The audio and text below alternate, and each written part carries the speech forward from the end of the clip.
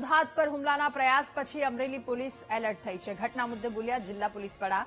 પ્રતાપ દુધાતને ફરિયાદ કરવાનું કહેવામાં આવ્યું. સંજય ખરાતે કહ્યું, પ્રતાપ દુધાતની કાર પર હુમલાના પ્રયાસથી ફરિયાદ લેવામાં આવશે. આ પ્રકારની ઘટના અટકાવવા કડક કાર્યવાહી પણ કરવામાં આવશે. તુલસીશ્યામ વિસ્તારમાં પોલીસનું પેટ્રોલિંગ વધારવામાં આવશે, સંજય ખરાતે કહ્યું.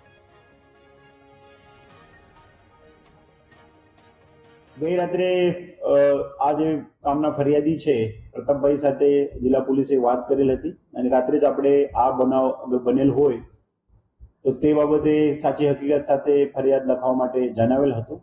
જે બાબતે આજે સવારે પણ ફરીથી એ લોકોને આપણા તરફથી ફરિયાદ દાખલ કરવા માટે જણાવેલું છે અને આ લોકોએ કદાચ ટૂંક સમયમાં ફરિયાદ પણ દાખલ કરશે. જિલ્લા પોલીસ તરફથી એમના ઉપર જે કોઈ હુમલો કરેલ છે અથવા એની જે આક્ષેપ છે કે અમારા ગાડી ઉપર હુમલો કરેલ છે, લાઠીથી ગાડી ઉપર ડાબા પડેલા છે, તે બાબતે જિલ્લા પોલીસ તરફથી આપણે ઝીણવટભરી તપાસ કરીએ છીએ. તો આ વિસ્તાર તુલસીશ્યામ જે છે એ ટુરિસ્ટ માટે બહુ જરૂરી વિસ્તાર છે. તે બાબતે કોઈ પણ પ્રકારના કોઈ પણ ટુરિસ્ટ હોય રાત્રે નીકળતા હોય છે, દિવસે નીકળતા હોય છે, તે બાબતે કોઈ પણ કાયદાની સુવ્યવસ્થાને પ્રશ્નો ના બને તે માટે જિલ્લા પોલીસ તરફથી સતત પેટ્રોલિંગ પણ રાખવામાં આવશે. અને હુમલા પાછળ પ્રતાપ દુધાતે નબળી કાયદો અને વ્યવસ્થાને જવાબદાર ગણાવી. કોંગ્રેસ નેતા પ્રતાપ દુધાતે તંત્ર અને પોલીસ પર પ્રહાર કર્યા. અમરેલી જિલ્લામાં કાયદો અને વ્યવસ્થા ખાડે ગયાની તેમણે વાત કરી. કહ્યું, આ હુમલો મારા પર નથી, આ હુમલો કોંગ્રેસ પર થયો છે. મારા પર હુમલો કેમ થયો એનો જવાબ પોલીસ જ આપશે. પ્રવાસન વિસ્તારમાં આ પ્રકારની ઘટનાથી લોકોમાં ડરનો માહોલ પણ છે, પ્રતાપ દુધાતે કહ્યું. કાયદો અને વ્યવસ્થા ખૂબ જ કથળી ગયેલી છે અને આ ટુરિસ્ટ એરિયાની અંદર આવા બનાવના કારણે ફોરેનરો જયારે આવતા હોય, મોદીજીનું સપનું છે, આ સપનું સાકાર અહીંયાની સરકાર જ થવા ન દેતી એવું મારું માનવું છે. એક જાહેર જીવનના વ્યક્તિ ઉપર, એક પાર્ટીના પ્રમુખ ઉપર હુમલો છે એટલે કે કોંગ્રેસ ઉપર આ હુમલો એવું મારું માનવું છે. કારનો નંબર પણ વિડીયોમાં સ્પષ્ટ દેખાય છે, શું કે છે? કારના વિડીયા પણ અમારી પાસે છે, અસામાજિક તત્વોની ભાષા પણ અમારી પાસે છે, જે મીડિયા ઉપર ચાલી પણ રહી છે ને મેં અત્યારે ડીએસપીને પણ બધું સંભળાવ્યું ને બતાવ્યું છે. હવે આગળ કેટલી કાર્યવાહી કરે છે એ આવનાર સમય જ બતાવશે. મારી ગાડી સ્પીડમાં કાઢી એટલે પાછળ થોડુંક નુકસાન થયું છે, મામૂલી નુકસાન થયું, કોઈ એવડું મોટું નુકસાન નથી થયું, પણ અખતરો થયો છે ત્યારે સરકાર અને તંત્ર આને સબક શીખવાડે એટલી લાગણી વ્યક્ત. ત્યારે અતુલ કાલાણી જિલ્લા ભાજપ પ્રમુખ આપણી સાથે આજ મુદ્દે ફોનલાઈન પર જોડાયા છે, એમની સાથે વાતચીત કરીશું. અતુલભાઈ, ખૂબ સ્વાગત છે આપનું BTV ન્યૂઝમાં. કોંગ્રેસ નેતા પ્રતાપ દુધાત પર હુમલો થયો છે અને એમણે કહ્યું છે કે આ હુમલો મારા પર નહીં, આ હુમલો કોંગ્રેસ પર થયો છે. આપનું શું કહેવું? હેલો. જી અતુલભાઈ, હુમલાનો પ્રયાસ થયો છે, આપનું શું કહેવું? જ્યાં સુધી મારી પાસે વિગત આપી છે ત્યાં કરતા તુલસીશ્યામ તરફથી ગાડી તરફ આવવા માટે ત્યારે દુધાળા નજીક એમની ઉપર હુમલો થયો મેસેજ મને પણ મળ્યા હતા. પછી મેં હકીકત પણ જાણી છે. એમાં વ્યક્તિગત કે પક્ષ ઉપર એવું કઈ નથી. બે ગ્રુપની કોઈ પ્રશ્ન હતો દૂધ બાબતનો. ઇસ્યુ બાબતે બે ગ્રુપમાં કોઈ માથાકૂટ અગાઉ થયો. એમાં ગાડી આવતી હતી, બે ગ્રુપ નીકળી રહ્યા છે. એના કારણે મિસ અન્ડરસ્ટેન્ડ થયો. એમને ગાડી રોકી અને કંઈક ઝપાઝપી થઈ છે. મારી પાસે મેસેજ છે. વ્યક્તિગત કે કોઈ પક્ષ ઉપર આ હુમલો નથી, છતાં પણ આ બનાવ બન્યો છે, ગંભીર બાબત ગણાય. અમરેલી પોલીસ મારે વાત થઈ છે અને સરકારમાં ગૃહમંત્રી સાથે પણ વાત, ભવિષ્યમાં આવા કોઈ બનાવ ન બને. માનનીય પ્રતાપભાઈ જો એમની ફરિયાદ આપશે તો અમે પોલીસ પણ એમની ફરિયાદ લેવા તૈયાર છે અને જે પણ ગુનેગાર હશે તેમની સામે કાયદાકીય રીતે કડકમાં કડક કાયદાકીય રીતે કાર્ય કરવામાં આવશે. ઓકે અતુલભાઈ, આપ અમારી સાથે જોડાયેલા રહેજો. આપની પાસે ફરી એકવાર આવું. હસુભાઈ બગડા આપણી સાથે જોડાયા છે, જિલ્લા કોંગ્રેસ પ્રવક્તા. હસુભાઈ, આપનું ખૂબ સ્વાગત છે BTV ન્યૂઝમાં. પ્રતાપ દુધાત પર હુમલાનો પ્રયાસ કરવામાં આવ્યો છે, એના પર આપનું શું કહેવું છે? હસુભાઈ.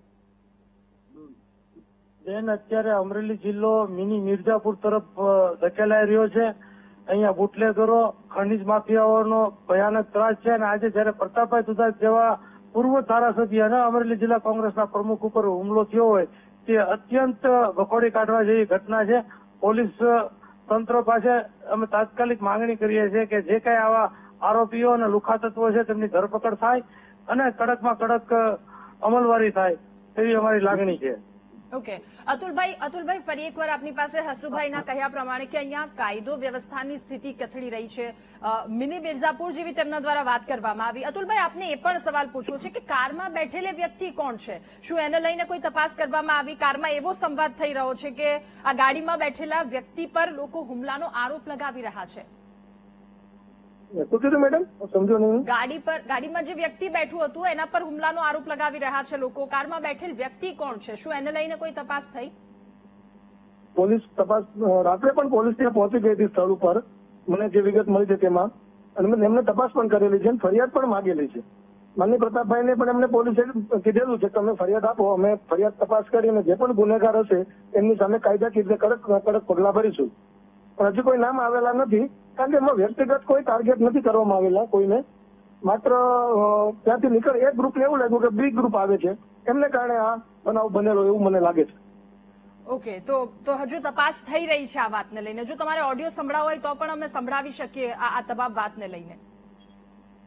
કઈ વાંધો નહીં, પોલીસ તપાસ કરી રહી, બધું જાણે જ છે શું બનાવ બન્યો એ, અને તપાસ પણ ચાલુ છે. એમાં જે પણ ગુનેગાર હશે એમની ઉપર કાયદાકીય રીતે પૂરા પગલા ભરવામાં આવશે.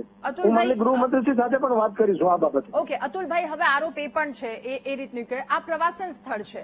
જો અહીંયા આ પ્રકારની હુમલાનો પ્રયાસ કરવામાં આવશે, હુમલાની ઘટના ઘટશે, તો પ્રવાસીઓમાં પણ એક ભયનો માહોલ છે ને? નહીં, આવી કોઈ ઘટના બને એ નિંદનીય કહેવાય. કોઈ જાહેર જીવનના આગેવાન હોય એમની પર આવું બનતું હોય, પણ આ વસ્તુ એવી છે વ્યક્તિગત કે પક્ષ બાબત ઉપર આ હુમલો નથી.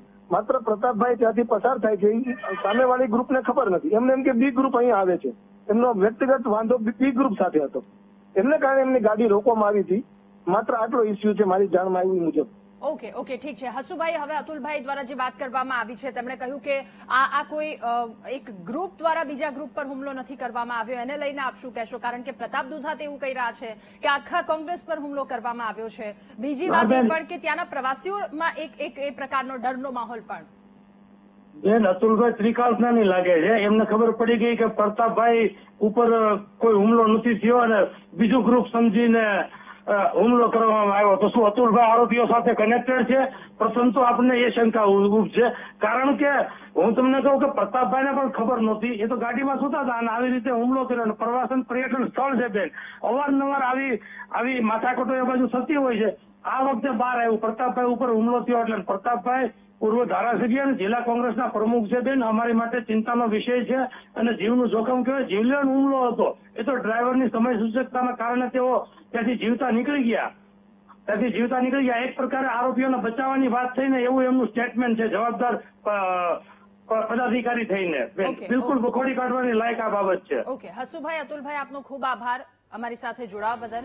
તો પ્રતાપભાઈ પર હુમલાની માહિતી મને મળી છે, જિલ્લા ભાજપ પ્રમુખ દ્વારા કહેવામાં આવ્યું અને કોંગ્રેસ દ્વારા એ પ્રવક્તા દ્વારા એક વાત કરવામાં આવી કે આ એક હિચકારી ઘટના છે અને ડરનો માહોલ પણ છે.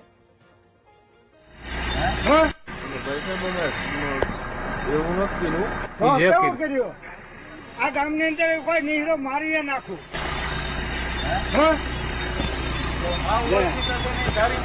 પ્રતાપ